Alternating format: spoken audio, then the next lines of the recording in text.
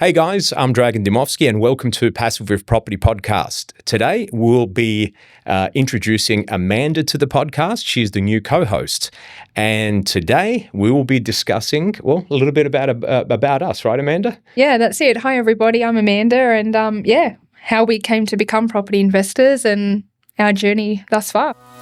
Welcome to the Passive with Property podcast. Hosted by Dragan and Amanda from Buyers Agency Australia.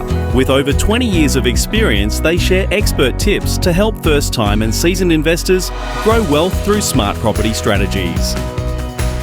The Passive with Property podcast is brought to you by the Buyers Agency Australia. So for a lot of you guys out there who don't know or haven't listened to our other podcasts or our education series through the Property Vaults, this will be a little bit of a education for you on who we are and what we do. Amanda, maybe you want to start with yourself. Yeah, for sure. So my journey into property is very different to Dragan's. I'm sure many of you have heard Dragan's story before, and we'll get to it today as well. Mm-hmm. But for me, it was very much a journey of following the family. I don't want to call it a tradition, but following the family expectations is probably the right word there. It wasn't a choice. It wasn't a self-motivated journey. It was very much a journey of coercion and being the good daughter and meeting my parents' expectations. So my parents, like yours, were migrants, or I suppose my parents were the children of migrants. My grandparents were the migrants. So they've come to this country with nothing. They've had to build their wealth from scratch. And what they knew was property. They didn't understand the stock market. They don't understand shares. They certainly don't understand Bitcoin or any of that. That's far beyond, their ability to assess, as an investment. They like bricks and mortar. They like what they can touch. So for me, growing up, it was always drummed into me, Amanda, you need to save for a house. Amanda, you need to buy property. Amanda, sure, you'll get married someday, but you can't rely on your husband to provide everything. You need to be self-sufficient. You need to be financially independent. And it wasn't a girl power thing. It wasn't, you're the daughter, you have to, look after yourself. It wasn't Well, it was that. the security side. It was security, absolutely. Yeah. It was, if you want the life of comfort, if you want security, if you want financial freedom, if you want to live a life where you're not counting every dollar, this is the way to build your wealth. What you earn, what your salary is, that's your day-to-day living. Yep. But building wealth, you need to be buying property. And I'm sure you were raised the same way. Yep. Well, a little different. Well, what about you? What was your upbringing? Well, my upbringing was my parents came from former Yugoslavia, and that was back in the mid-70s. I was born here 1979. And I was raised for the first many years of my life in commission housing, believe it or not, in an area called Redfern and a little bit of Marrickville in Sydney suburbs. So they were very hardworking, parents. And for them, the idea or the picture they had with me was get a good job, wear a suit and a suitcase. Wear a tie and get a good job. So that was, educate yourself and go work a solid, secured 9-to-5 type of a job. Well, I had other plans. You know what I mean?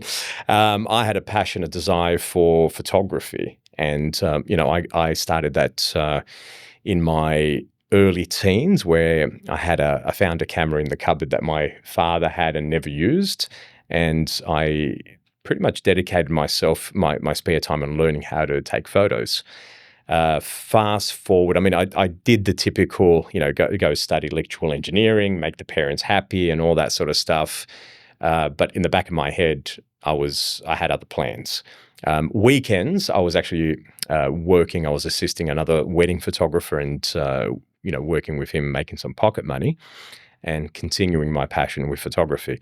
Anyway, fast forward, in my early 20s, about 21, 22, started my photography studio and pretty much, grew my business, did that for about 13 odd years. And the first couple of years within that business, I started my journey in property investing. And that was coming from the landlord that was in the same building that I was renting from. Always seeing him coming in with fancy cars. And I thought, What's he doing? What's How's he he doing? I getting want to these know cars? what this guy's doing, And slowly, I probed him and asked the question. Said, "Oh, your business must be doing really well." He actually said, "Well, it's not bad, but it's the years of property." Funny enough, he comes from your background, Italian.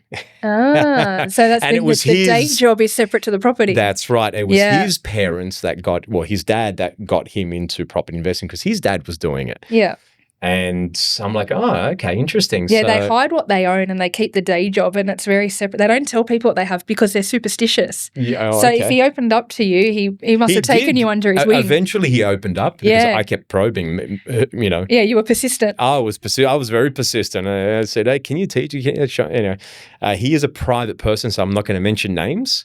But that sort of opened my eyes into the property world, and I was like, okay, where can I start? He says, have a read of this, go to this seminar, follow this guy. I'm like, okay, cool. And slowly, he didn't reveal much at the beginning.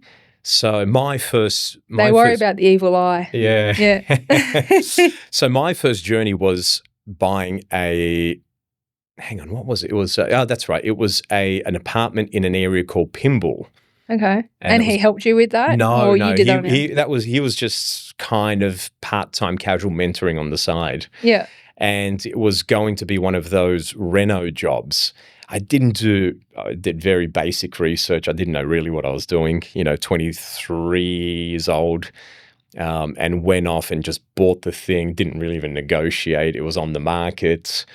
And it was going from a seminar that I did. Can't remember the guy's name. He was from Brisbane or Queensland, I should say. And he was all about flipping properties, going in, renovating, flipping. Yeah. Or his other strategy was renovating, increase the value, and then using that equity to move forward. So that made sense to you on paper. It made sense, yeah, and the hype of the seminar sort of got you excited. I'm like, all right, I've got my deposit here, let's go. Renovating is biting off a lot for a beginner, though. Yeah, that's a big project. Well, I've got family who helped with tiling, kitchen, painting. My dad was a painter, so he came in and painted the place for free. So. And everything else was through family. If it wasn't through family, we found, they knew someone that could come in and get it done at a good price. I can't remember how much I paid for the property, but I knew that it made a little bit of equity, very little, but not too much. Is that after transaction costs or before? No, that's before. Okay. Yeah, so after all this said and done? Well, yeah. So the idea was to keep it and then use a bit of that equity. Yeah. Look, luckily I was running a decent business. Yeah. So I used very little of that equity and further savings to buy the next property, which was the next mistake, which was a brand new. It wasn't. I wouldn't call it off the plan because it was 2 months from completion. Yeah, kind of. I guess. You could see it. I could see it. I walked through it. I had a look. It was in an area called Leichhardt. It was a small 75 square meter apartment, ground floor. The thing I liked about it is it had its own little courtyard and all that sort of stuff. That was meant to be an investment, but I ended up moving in it for the first year. So you started with 2 units. Yeah. But now as a buyer's agent, you stay right away from units. I stay right away. So what was it about those 2 that's now made you say no more units? Well, first of all, the one in Pymble was that it even though I held it for a few years, I didn't see any growth, or very little. Okay. The second one in Leichhardt, that was buying new, and realizing that I actually paid a premium for that area for a 2-bedroom, 75 square meter apartment. And I realized that premium was pretty much what the builders take from it and the agents. You paid their profit. I pay their profit. And I'm sitting there and I'm not joking, 3-4 years later, it's the same price. Yeah. Because you've bought it at the top of its. Exactly. Yeah. So, look, it was shiny, it was nice, it was a sexy apartment. I was a young single guy, Yeah. close to work, close to the city. So It made sense at the time made with the sense. information you had. Exactly. Yeah. So yeah, I've learned from those mistakes. You know, my first purchase was an apartment as well. Okay. Even though I'm now into apartments as Yeah. well. My first, yeah. So I was, I mentioned earlier, my parents had expectations. But I was a young female that wanted to live her life. And my parents had a rule. You are not allowed to travel until you've purchased a property. Yep. You can't spend your deposit on a plane ticket. And so I'm one of three, and all three of us kids were bound by the same rule. No going overseas with your mates until you've bought something. Yep. So we bought the cheapest thing we could so that we could live our lives as 20-something-year-old young people. So for me, that was buying the most entry-level, rundown, horrific apartment I could find, which was in Parramatta. And the reason that I purchased that one was because, I mean, you mentioned that your dad was a painter. My dad was a sparky. And so my dad was the sparky for this building. There was a live-in manager for this apartment building. So my dad knew the manager, knew the building, had worked on this building for years, knew the building inside and out. The strata manager was my dad's cousin. It was the sort of building where all of the family got their kids in on it because it was affordable, right? I spent stuff all on this property. It cost nothing because it was nothing. So all of the cousins got their kids into this building, and out of the however many apartments, a certain percentage of them were owned by the Italians.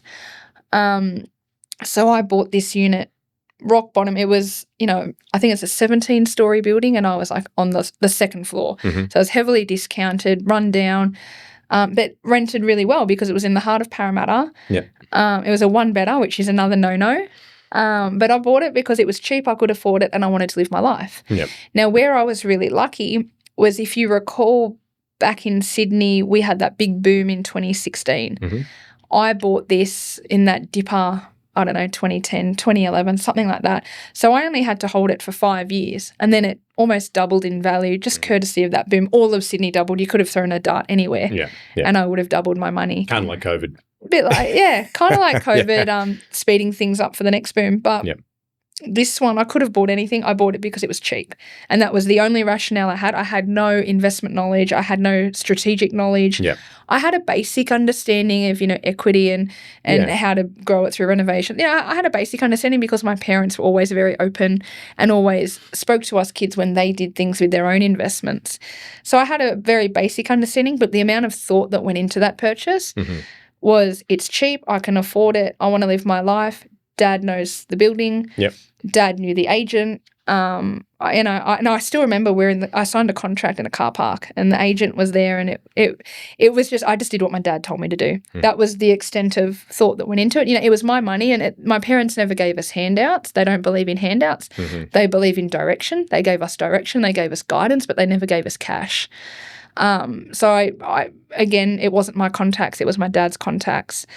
And I bought this unit, and then when it settled and my beautiful, healthy green bank account turned red, that's when it hit me like a ton of bricks. I went, oh my God, what have I done? I burst into tears. Dad, being dad, instead of comforting his daughter, laughed at me and said, why are you crying? You've just done the best thing you could have done. You've just, you've got your foot on the ladder, and, one day you'll be grateful that you've done this. And I'm looking at him as some 21-year-old going, I'm bankrupt, I'm broke, how am I going to go? Had this nervous breakdown because I wasn't mentally ready yet. I just did it because I was told to. And in hindsight, I look back on that time and I think, if I had waited till I was mentally ready, how much longer would it have taken me? That's right. And I look at my friends because they're my best comparison point, and I go, a lot of my friends were probably 10 years behind me because they were mentally ready when they did it. But 10 years is a property cycle.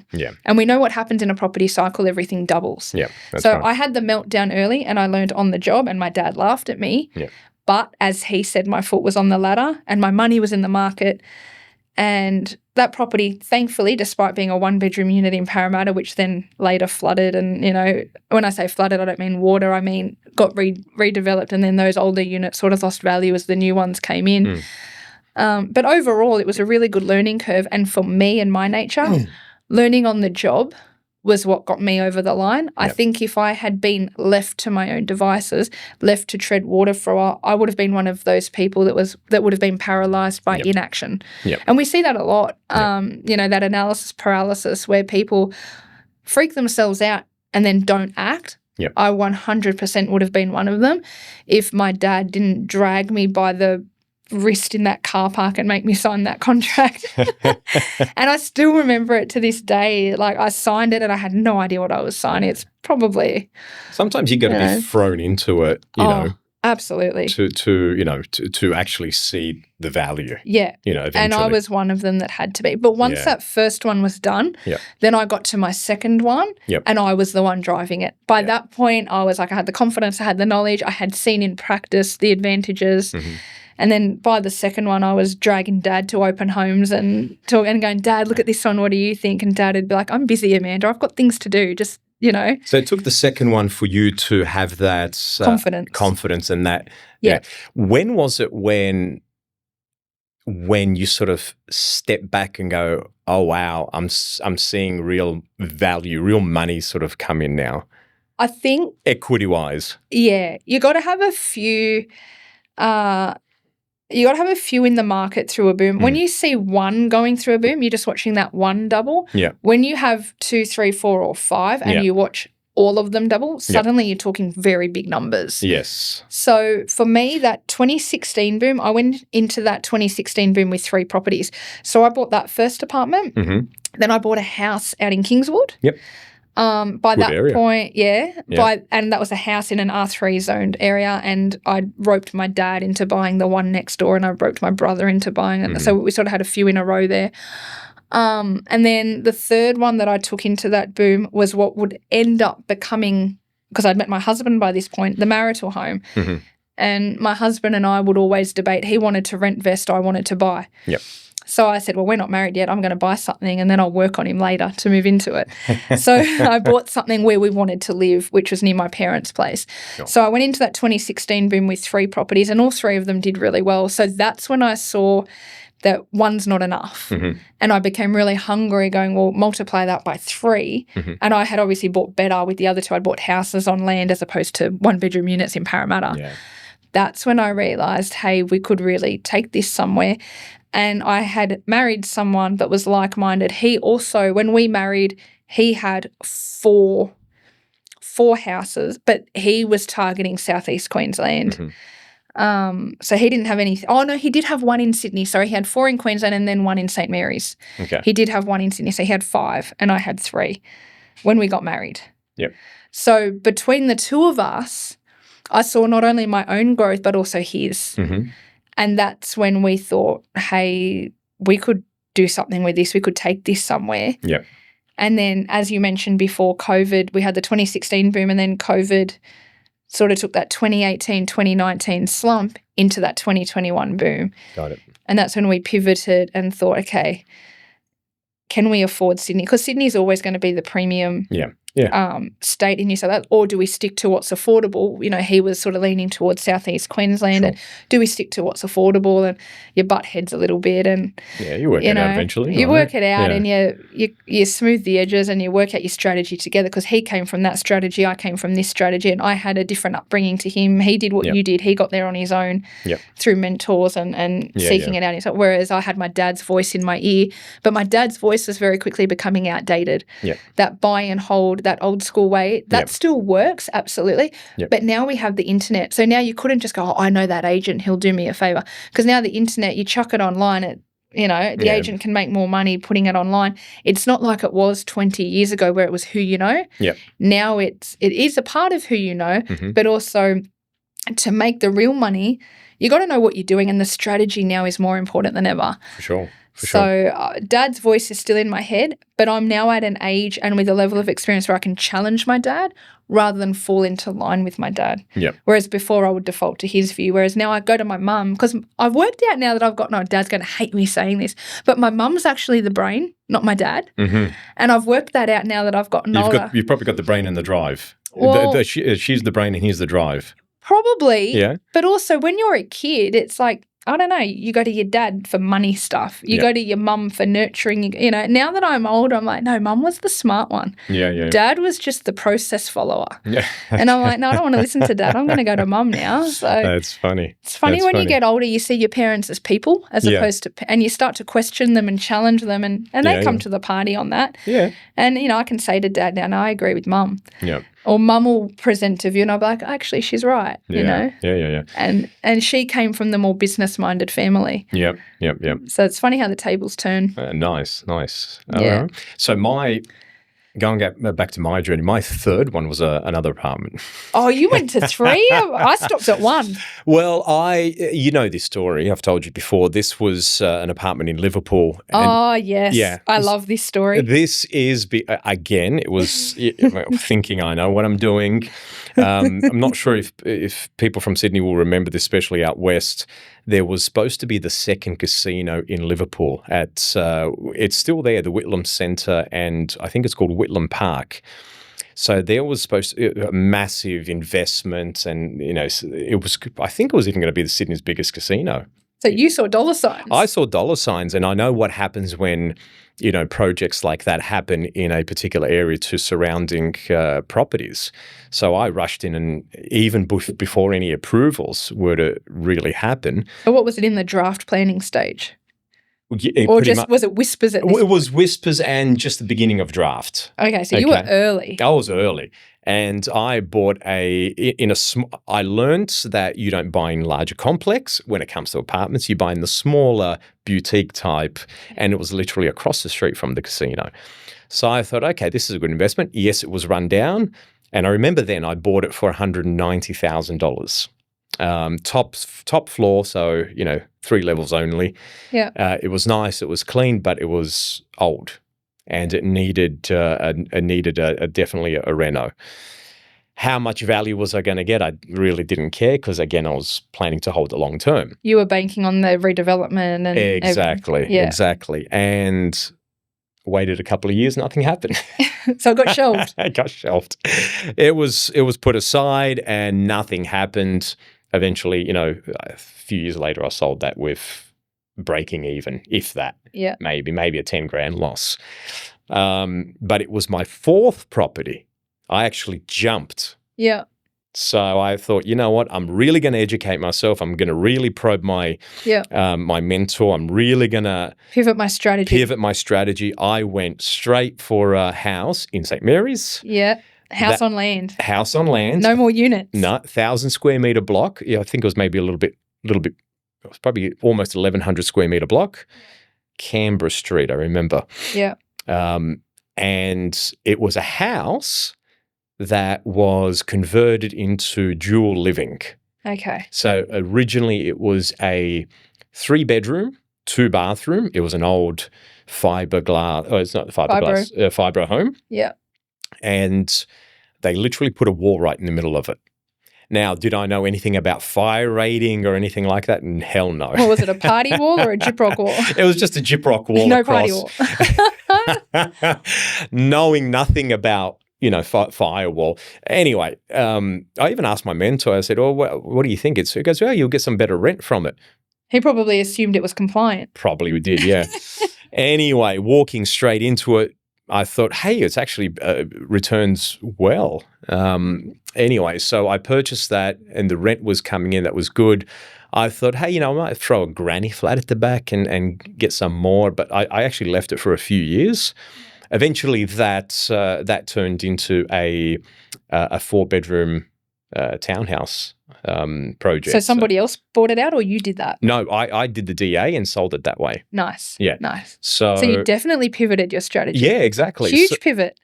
Exactly. So normally you would assume that I would go from apartment to a buy and hold. That's it. House. But you went straight to like development almost. Exactly. And that's when I got my wow. Yeah, that was your moment. Yeah. That is where this is where you make money, and you're not having to wait for the growth. Yeah. The compound per year.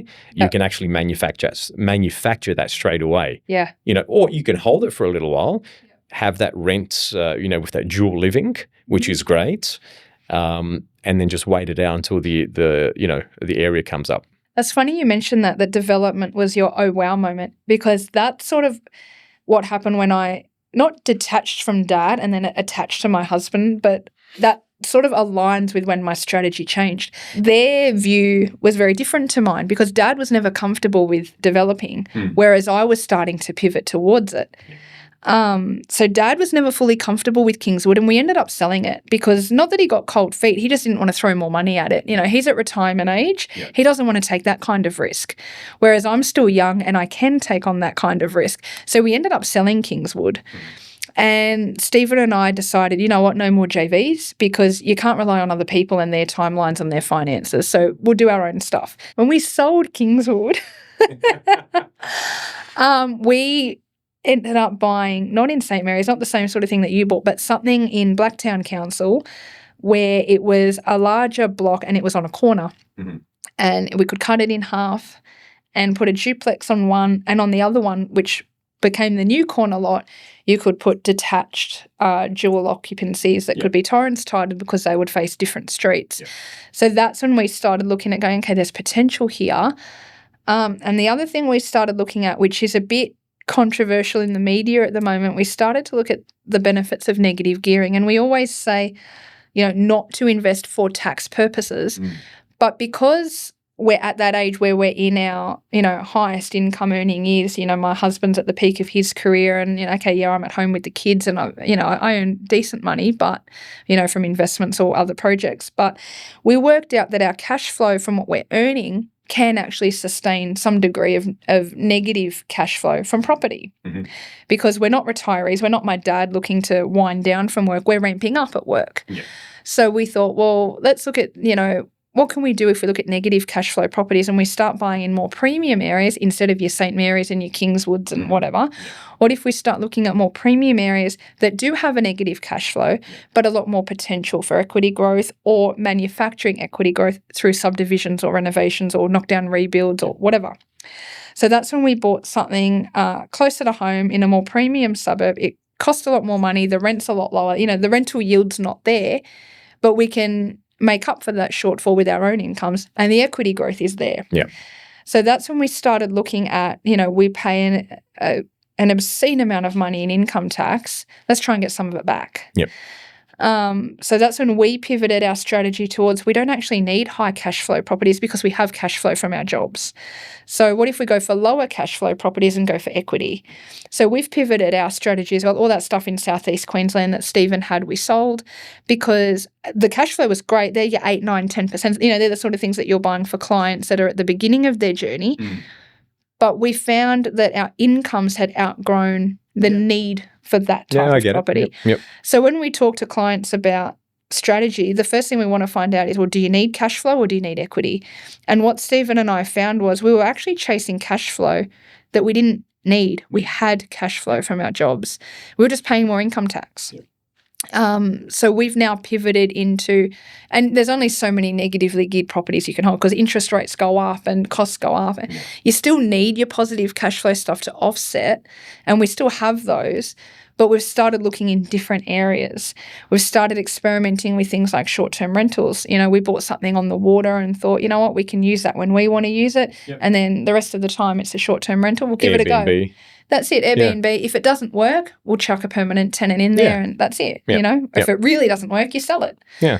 What's the worst that could happen? That's it. So we've started pivoting away from, and maybe it's me being the rebellious daughter, like Dad, the buy and hold thing, like I love it, but it's boring. Whereas I now enjoy the hunt for different types of investments. And every time I buy something, my dad's like, are you sure? You know, you'd be a lot safer in Western Sydney, just slow and steady wins those. He's very conservative. Yeah. But it's good having a voice like him in my head because it stops me getting carried away as well. I think a lot of mistakes that a lot of investors make is that they get one good win, they get one good development or one good win, they go, I can replicate that.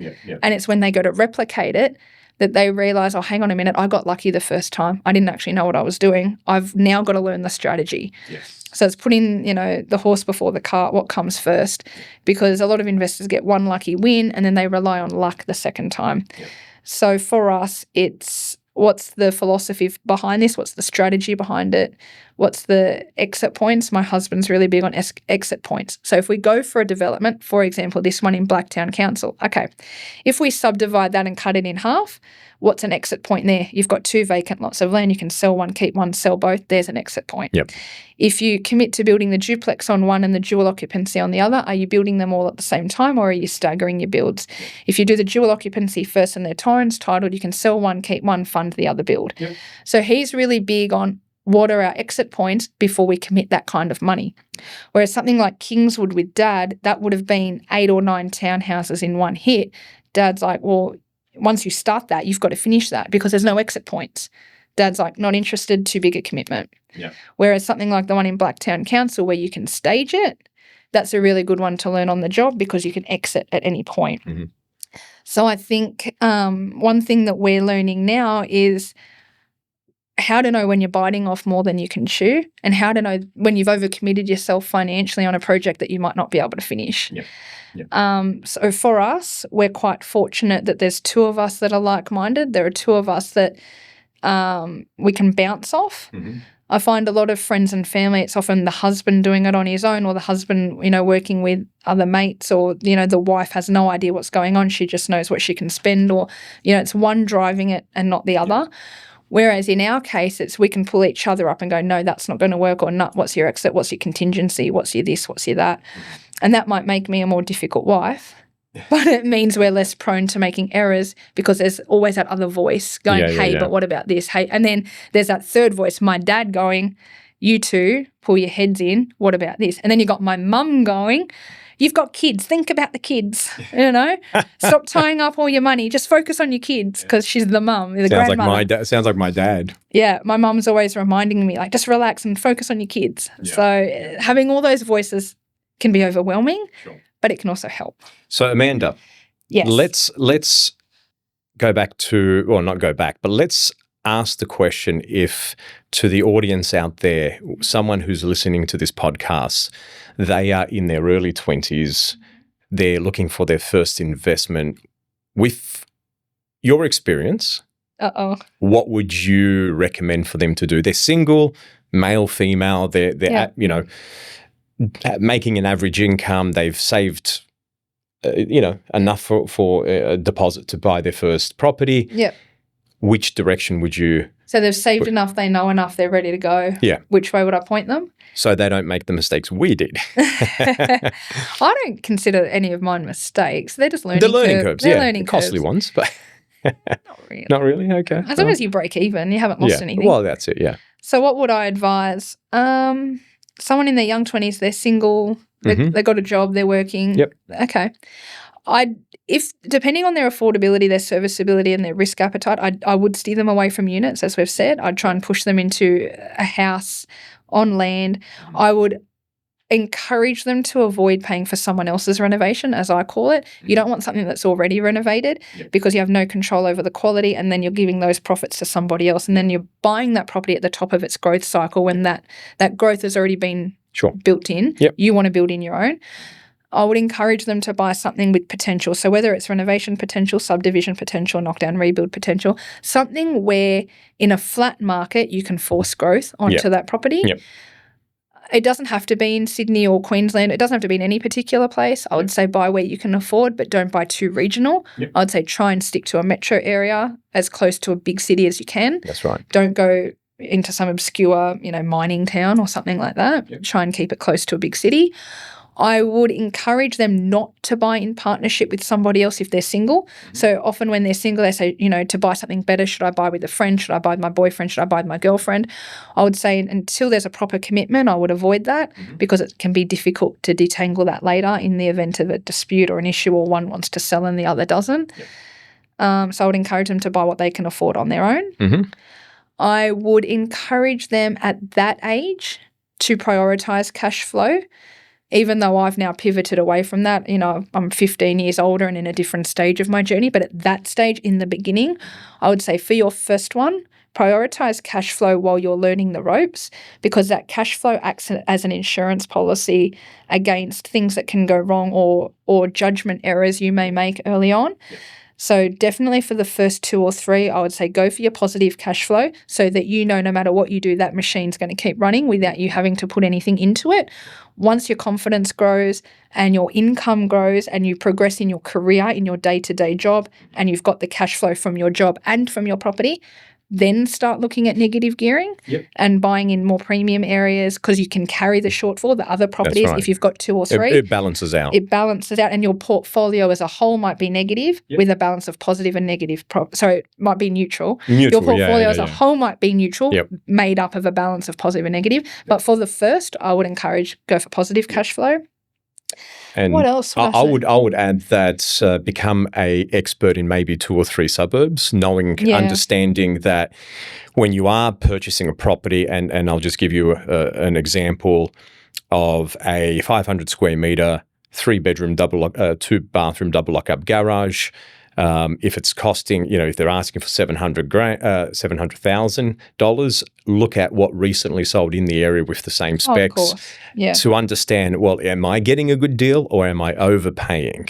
So that a little due diligence helps, do your flood checks, do all the, try not to buy on main roads.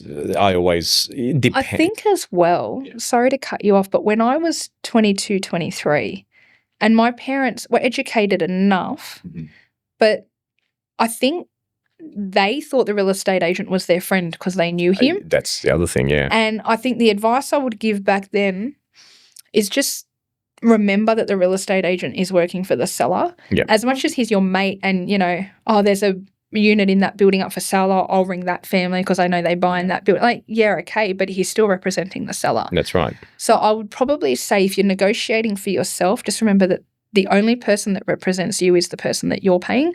So the real estate agent might go, I'll show you this place, I'll show you that place. They might be really friendly and lovely and take you under their wing to a degree, but just remember that go in with caution because they are working for the sellers, and obviously the more they make, the more commission they make. That's it. The more they take, the more commission they make. Sorry. And on that, be careful who you get your advice from. Exactly. Yeah. And be careful who you buy your fear from as well, because there'll always be people that have been burned by property investing, and you only hear the bad news, not the good. They're very quick to tell you. Yeah, that's right. So just be cautious of who you're getting advice from and whose fear you're absorbing. Exactly. So there's a little tip for you guys out there. Amanda, thank you very much. Thank you for having me. You're welcome. And everybody else, we'll see you on the next podcast. The Passive with Property podcast is brought to you by the Buyers Agency Australia.